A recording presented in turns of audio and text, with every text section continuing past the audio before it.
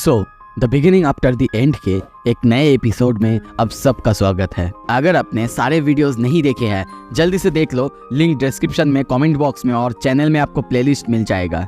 Episode के शुरू में हमें ग्रे और निको दिखाया जाता है, दोनों बात कर रहे थे। वहीं पे हम सिसिलिया को भी देखते हैं, उन्हें शायद किसी जगह एडमिशन मिला है, पर वहीं पे हम सिसिलिया को रोते हुए देखते हैं। निको पूछता है, सिसिलिया क्या तुम रो रही हो? वो कहती है, नहीं मेरी आंखों में बस कुछ चली गई है और कुछ नहीं। तभी देखते हैं वहाँ पे हेडमास्टर आती है। उसे देखते ही वो दोनों जैसे पागल हो जाते हैं और एक दूसरे से फाइट करने लगते हैं या फिर बोलो मजाक करने लगते हैं। उन सबको ऐसे लड़ते हुए हंसते हुए सिसिलिया देखती है। तभी देखते हैं हेडमास्टर अब उन सबको हक कर लेती है क्योंकि वो सब फाइनली अब एडमिशन होके उनसे दूर जाने वाला है। तभी ग्रे कहता है, हेडमास्टर आप अपने आप को संभाल लेंगी ना? आप कहे तो मैं यहीं पे रुक जाता हूँ। पर यह सुन के हेडमास्टर उसे एक टुकली मारती है और उसके ऊपर गुस्सा करने लगती है। पर इस तरफ ग्रे अब निको को दिखा देता है और वो निको के ऊपर भी गुस्सा करती। पर तभी वो लोग सिसिलिया की तरफ देखते हैं, वो हंस रही थी, बहुत ज्यादा खुश थी और ये देख के सभी हंसने लगते हैं। पर तभी ग्रे सिसिलिया की तरफ देखता है, वो भी उसकी तरफ देखती है और दोनों शर्मा जाते हैं। ये देख के हेडमास्टर हंसने लगते हैं, पर इस तरफ निको को कुछ भी समझ नहीं आता। और तभी हेडमास्टर कहती है, मुझे लगता है कि इस बात का तो हमें सेलिब्रेशन करनी चाहिए। ठीक है, मैं अब केक बनाऊंगी तुम सब के लिए। और तभी उनके जाने के बाद वो दोनों सिसिलिया की के बारे में बात करने लगते हैं कि वो अब बहुत ज़्यादा कंट्रोल में आ चुकी है। पर ग्रे इस तरफ एक एकेडमी की बात करता है जहाँ पे पैसे कम लगते हैं और वैसे भी हेडमास्टर ने बहुत सारे बच्चों को अलग अलग एकेडमीज में भेजा है, जिसकी वजह से बहुत उनको तकलीफ हो रहा था। और इसी वजह से ग्रे मिलिट्री इंस्टीट्यूशन में जाना चाहता था, भर्ती होना चाहता था। पर यह सुन के ग्रे बहुत ज़्यादा डर जाता है, उसे पागलों की तरह हिलाने लगता है। कहता है, वहाँ पे कुछ भी सिखाया नहीं जाता, पर वहाँ पे तुम्हें एक सोल्जर बनाया जाता है। और मैंने ये भी सुना था कि वहाँ पे कैंडिडेट्स चुना जाता है किंग्स के लिए। तुम्हारे जैसे टैलेंटेड बंदे को एक प्रॉपर एजुकेशन की ज़रूरत है। और ऐसे ही यहाँ पे दोनों बातें करने लगते हैं। पर तभी सीन शिफ्ट होता है, हमें अब डार्क के ऊपर दिखाया जाता है। आर्थर जा रहा था, वो सोया हुआ था सिल्वी के ऊपर। सिल्वी कहती है, तुम बहुत लकी हो कि तुम्हारे पैर अभी भी काम कर रही है। वैसे भी मेरी ताकत, मेरी विवियम, वो अभी भी ग्रैंडमदर जितनी ताकतवर तो नहीं हुई है। पर आर्थर उसे फिर भी शुक्रिया कहता है कि वो बिल्कुल ठीक है। सिल्वी कहती भी है, क्या ये सही समय है वहाँ पे जाने की, इन्वेस्टिगेशन करने की, क्योंकि उसकी हालत सही नहीं है।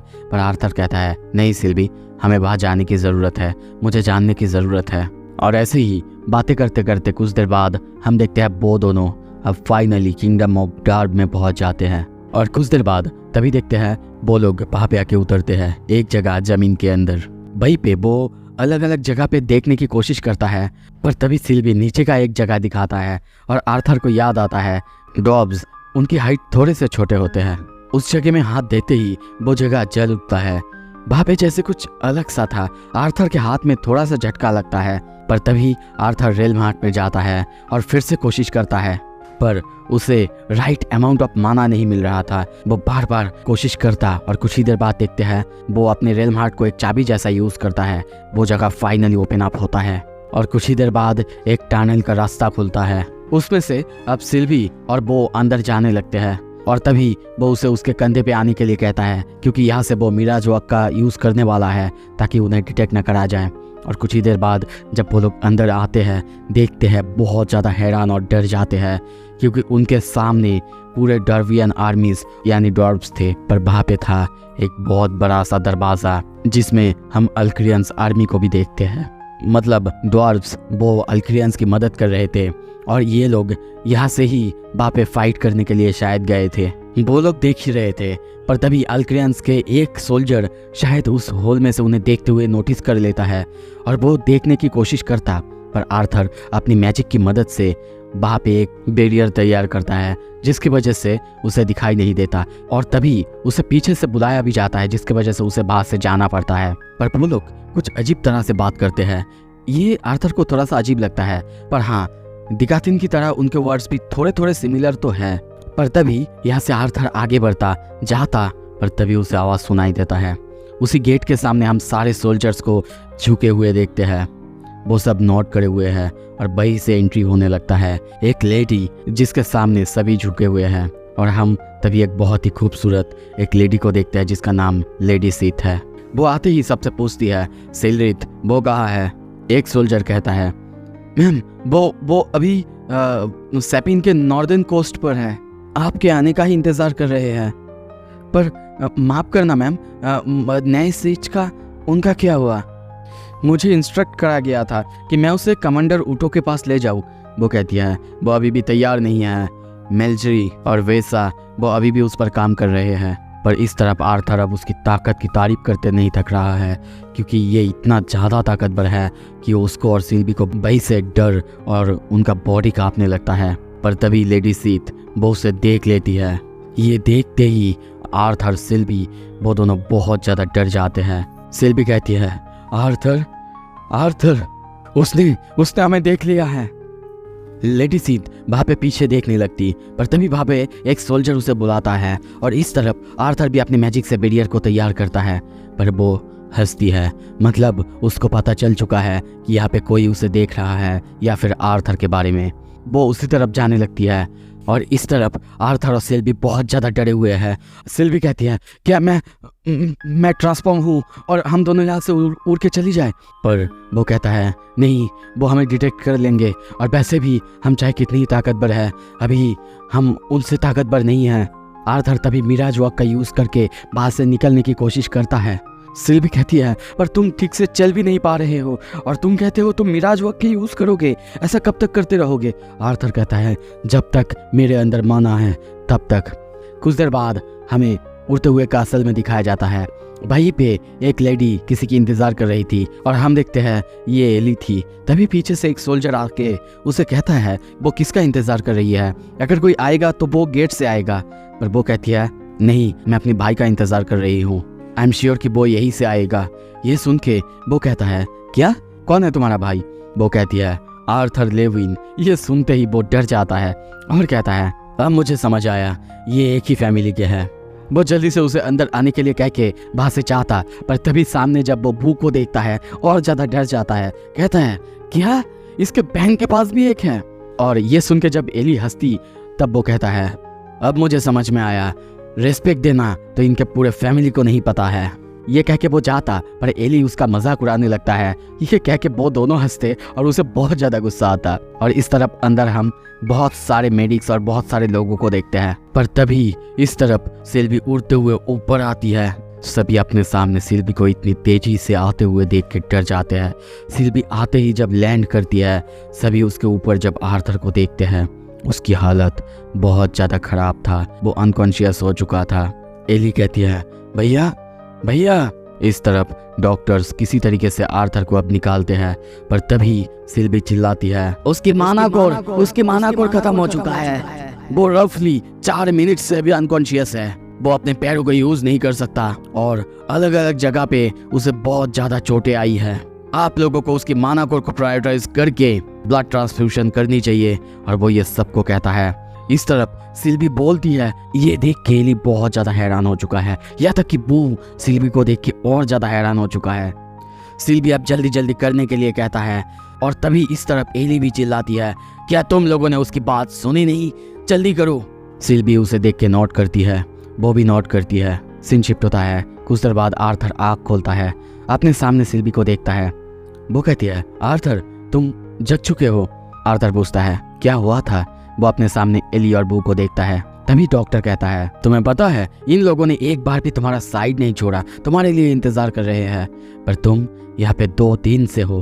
2 दिन। ये सुन के आर्थर चौंकता है, क्योंकि उसे जल्दी जल्दी सबको खबर देना होगा। पर वो डॉक्टर तभी अपने आप को इंट्रोड्यूस करता है, मैं हूँ डॉक्टर मिंडोल, फ्लाइंग कासल का हेड मेडिक। अगर तुम्हारा परमिशन रहेगा तो हम तुम्हारे ऑपरेशन को आगे बढ़ाएंगे। पर आर्थर कमांडर वेरियन के बारे में पूछता है, वो यहाँ पे नहीं था। ये सुन के उसे चिंता होने लगता है कि वो कहीं डार्क के वहाँ पे तो नहीं गए हैं। यहाँ तक कि वो सिल्वी से भी पूछता है, सिल्वी तुम्हें तो कम से कम उन सबको बता देना चाहिए था। वो कहती है, और क्या मैं तुम्हारे साथ यहाँ पे छोड़ देती? नहीं। अब आर्थर अल्दीर के बारे में भी पूछता है। वो कहता है, कमांडर वेरियन को ही पता है अल्दीर के बारे में सर।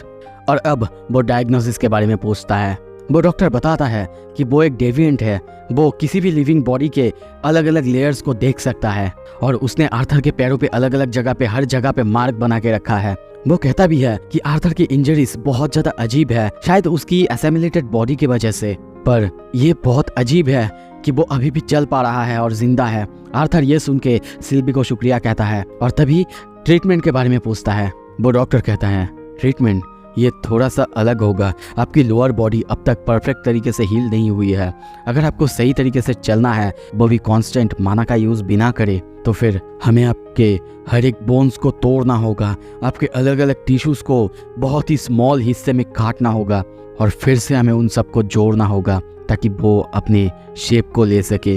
ये बहुत लॉन्ग और बहुत ज़्यादा पेनफुल प्रोसेस होने वाला है, तो इसी वजह से हमें आपसे एक वर्बल कंफर्मेशन चाहिए। ये सुन के आर्थर सिल्वी की तरफ देखता है और तभी कहता है ठीक है आगे बढ़िए, पर प्लीज़ मेरी बहन को इस बारे में मत बताइएगा।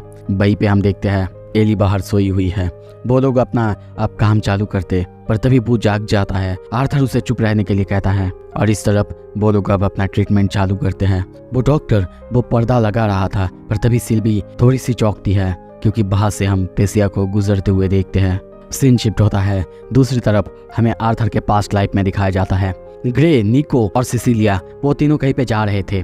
वो लोग शॉपिंग करते हैं शायद अपने एकेडमीज के लिए, और निको यहाँ पे बहुत सारे किताबें खरीदता है। और यहाँ पे ग्रे और निको दोनों झगड़ने भी लगते हैं किताबों को लेके, अलग अलग बातों को लेके। वो लोग ऐसे कर रहे थे। इस तरफ सिसिलिया उन सबको बस देख रही थी। शाम हो चुका है या फिर बोलूं रात हो चुका है। उन तीनों को हम एक बुलेट ट्रेन के अंदर देखते हैं। ग्रे बाहर देख रहा था इसी शहर को, सिसिलिया अपने यूनिफॉर्म को देख रही थी, पर यहाँ पे ग्रे को कुछ अजीब लग रहा था। ये शहर यानी आर्कास्टेड शहर, ये कुछ अजीब सा है। ये शहर कभी उसे पसंद नहीं था, पर अभी के लिए पता नहीं क्यों ये शहर उसे थोड़ा सा चार्मिंग भी लग रहा है। बारिश गिरना चालू हो चुके हैं। वो लोग अपने स्टेशन में पहुंच चुके हैं। वो लोग उतरते तो हैं, पर ग्रे वो चारों तरफ देखने लगता है। वो उन सबको जल्दी जल्दी करने के लिए कहता है। वो शहर की चारों तरफ देखता है, उसे ये अजीब लग रहा है। वो यहाँ पे पहले भी आया था, पर कभी उसे याद नहीं उसने कभी इतने कम लोगों को देखा था, और ना ये जगह कभी इतना शांत था। कुछ अजीब सा है। उसने जो बुक उस शॉप से लिया था उसमें बताया गया था जो की मास्टर्स होते हैं वो अपने आसपास की लोगों की की को महसूस कर सकता है, और वो अब जो अपने आसपास की लोगों से महसूस कर पा रहा है एक ब्लड लस्ट। तभी पीछे से कोई उन पर हमला करता है। ग्रे किसी तरीके से उन दोनों को धक्का देके बचा तो लेता है, पर यह हमला सीधा सिसिलिया पर था। वो उन दोनों को बाहर से भागने के लिए कहता है। निको को कहता है कि वो सिसिलिया को लेके बाहर से भाग जाए, पर तभी और एक हमला होता है सीधा उसके ऊपर। एक डर्ट उसे आके लगता, पर वो अपनी किताब की मदद से बच जाता है और उस डर्ट को देखता है। उसे अजीब लगता है कि ऐसा हमला आखिर कौन कर सकता है, और वो तभी भागने लगता है। सोचता है कि उनका ये डार्ट चाहे किसी ने भी शूट की हो, उसकी की ऑरा ये बहुत ज़्यादा स्ट्रॉन्ग है। और तभी हम वहाँ पे एक बंदे को देखते हैं जो कि उन सबको ढूंढने के लिए सबको जाने के लिए कहते हैं।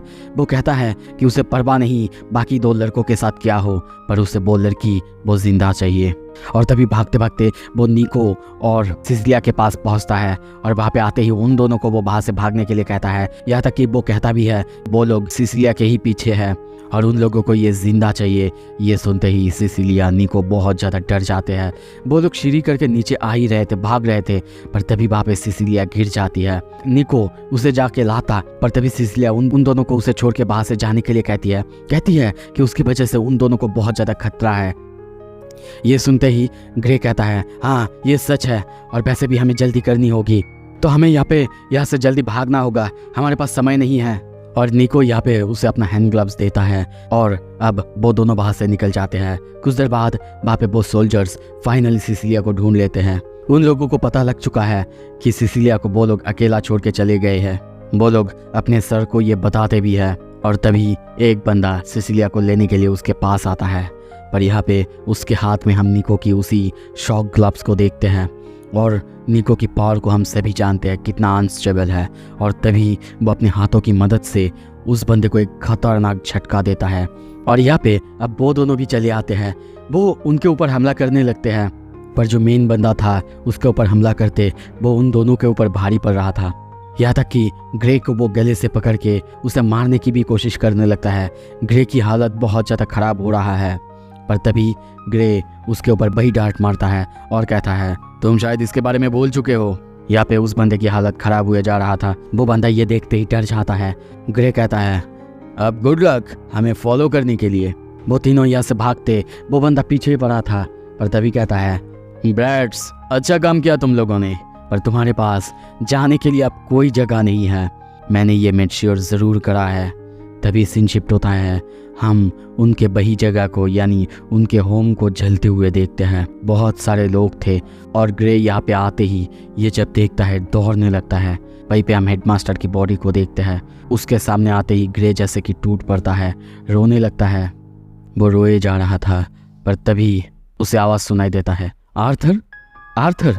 वो आँख खोलते ही सामने तेसिया को देखता है। तेसिया रो रही थी। ये देख के आर्थर कहता है, क्या बात है तेसिया, तुम रो क्यों रही हो? तेसिया कहती है, डमी, मैं भी तुमसे ये पूछ सकती हूँ, तुम भी रो रहे हो? आर्थर की आंखों में भी हम आंसू देखते हैं, पर ये किस लिए है ये हम सबको पता है। तो ये एपिसोड यहीं पे ख़त्म होता है। अगला एपिसोड जल्दी आएगा। देखने के लिए आपका बहुत बहुत शुक्रिया। अगर आपको देखना है जल्दी से सब्सक्राइब कर लेना। Thank you so much. Stay tuned.